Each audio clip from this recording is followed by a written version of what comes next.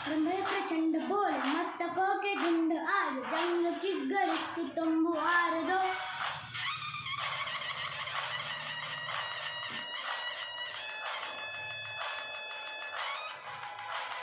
आरंभ है प्रचंड बोले मस्तकों के झुंड आज जंग की घड़ी की तुम बुहार दो।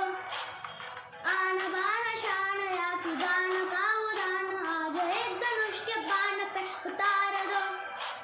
आरंभ है प्रचंड बोले मस्तकों के झुंड आज जंग की घड़ी की तुम बुहार